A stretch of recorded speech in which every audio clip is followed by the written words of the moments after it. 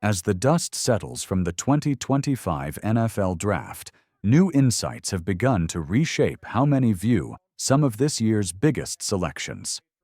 One of the most intriguing narratives comes out of Chicago, where ESPN's Jeremy Fowler reported that the selection of Michigan tight end Colston Loveland by the Bears effectively ended a flurry of trade activity around the league.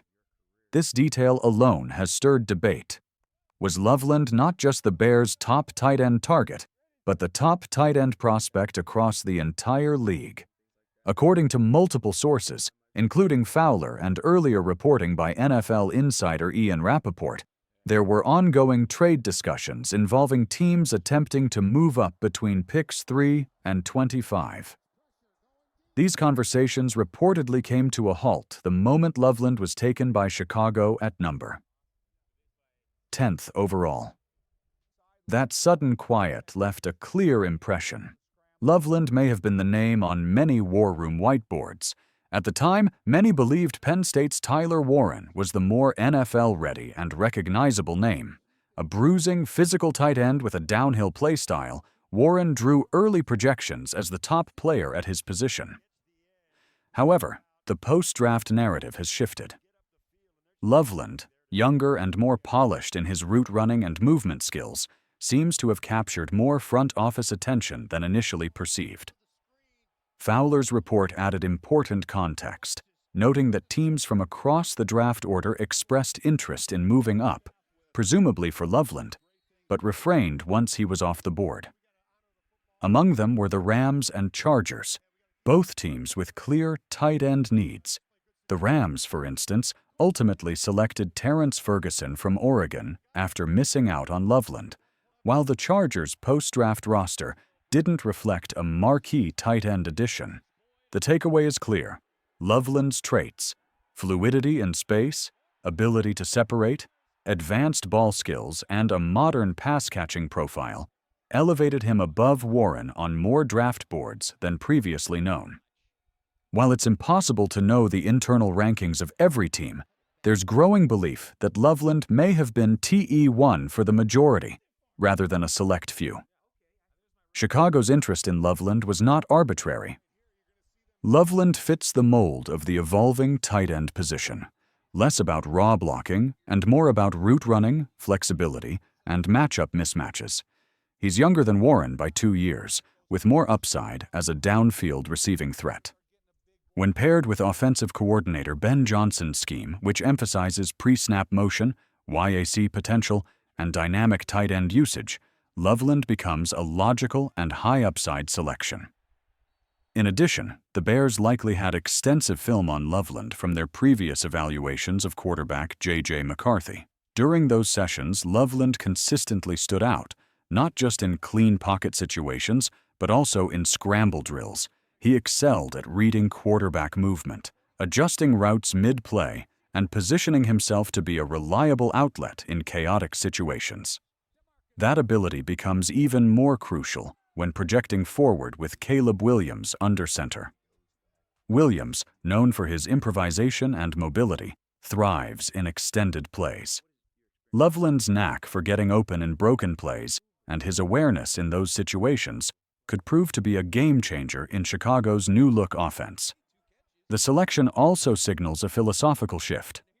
While past teams might have prioritized a tight end who could double as a sixth offensive lineman, modern offenses are valuing hybrid weapons who can stretch defenses.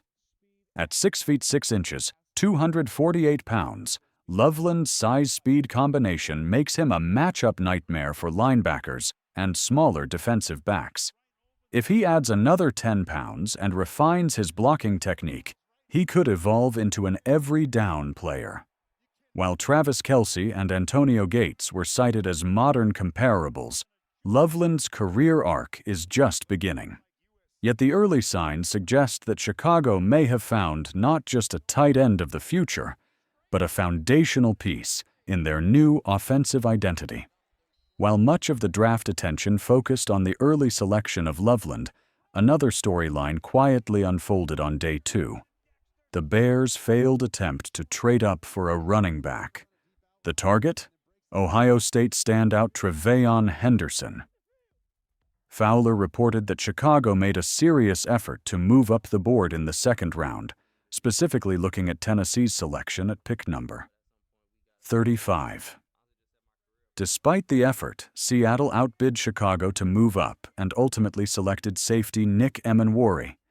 This left the Bears on the outside, looking in. It's not the first time this has been mentioned. Beat writer Dan Wiederer had earlier pointed to similar discussions, and even general manager Ryan Poles didn't completely deny the rumors when asked. The evidence is mounting. Chicago wanted Henderson and viewed him as a perfect fit in their system. From a scheme perspective, the logic checks out. Henderson brings an explosive, space-oriented skill set with pass catching and pass blocking ability. He isn't as elusive as Jahmyr Gibbs, but he carries that same home run potential. Reports suggest that offensive coordinator Ben Johnson viewed Henderson as his potential Gibbs type, a player capable of taking a screen 40 yards to the house or slipping out of the backfield undetected for a 20-yard gain. Had Chicago succeeded in trading up, Henderson may have become a centerpiece of the offense by 2026. Instead, their plans were derailed not once, but multiple times throughout the draft. In addition to missing on Henderson, the Bears also targeted Quinshon Judkins, who went just a few picks before Chicago's next selection. The trend continued into the fourth round. Chicago was eyeing prospects like Cam Scotabo and Bayshul Tutin, both of whom went early in the round. With their plans again thwarted, the Bears eventually settled for Rutgers' Kyle Monangai in the 7th round. Monangai is a solid value pick that late, and his college tape shows a player who can carry a load in a committee backfield. However, the string of near misses suggests the team was aiming higher, and that their eventual pick was more of a contingency plan than a strategic priority. The larger question now becomes whether Chicago will revisit the position in free agency. Fowler noted that while the Bears have been linked to some veteran running backs, the front office likely wants to evaluate its rookies in May and June practices before making any moves. This period will be crucial for Monangai and the rest of the running back room to show they can contribute right away. While DeAndre Swift remains the presumed starter, his long-term future in Chicago is less certain. Henderson could have been the natural successor. Instead, the Bears must now piece together their backfield from Swift, Khalil Herbert, Roshan Johnson, and Monangai, a group with potential, but not without question marks. Ultimately, the Bears' draft strategy reflects a front office that is aggressive but flexible. They had their targets. When the board didn't fall their way, they pivoted. It's a calculated approach, one that may or may not pay off, but it does signal that Chicago is no longer content sitting still. The plan is clear. Build a fast, dynamic offense around Caleb Williams.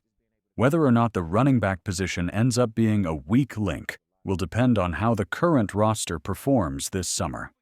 With the selection of Colston Loveland and the reported interest in multiple offensive playmakers, it's clear that Chicago is constructing a new identity, one centered around versatility, explosiveness, and playmaking at every level.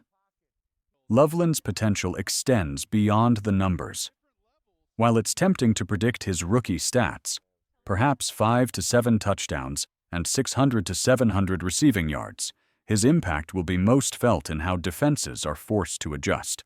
Whether lining up in the slot, outside, or attached to the line, Loveland's presence will open up the field for others. He has the kind of gravity that pulls defenders with him. Ben Johnson's scheme, as seen in Detroit, prioritizes creating space and misdirection. Loveland is an ideal fit for that model. He can run option routes, leak into the flats, serve as a seam threat, and even run end-arounds if needed. He's not just a safety valve, he's a first-read weapon. Chicago's broader offensive vision seems to echo what successful teams around the league are doing. Build around a mobile quarterback, surround him with smart, shifty targets, and make life miserable for defensive coordinators trying to match up in space. Caleb Williams, the centerpiece of that plan, benefits greatly from having someone like Loveland. Not only is Loveland a capable route runner, But he also thrives in improvisational situations, the very moments where Williams has historically done his best work. The missed running back opportunity aside, this is an offense on the rise. If Chicago can get even average production from its offensive line and consistent execution from its young core, they could become one of the most exciting offenses in the league over the next 2 seasons. Of course, much of that depends on development. Loveland must adapt to the physicality of the NFL. Williams must grow into a consistent pocket passer. And Johnson must prove that his offensive magic from Detroit translates in Chicago. But the foundation is there. With the draft now in the rearview mirror, minicamps and training camp will reveal more. Loveland's chemistry with Williams, Monangai's fit in the backfield, and how the offense gels will be front and center. What's clear already, though, is that Chicago is building something new, and perhaps something special.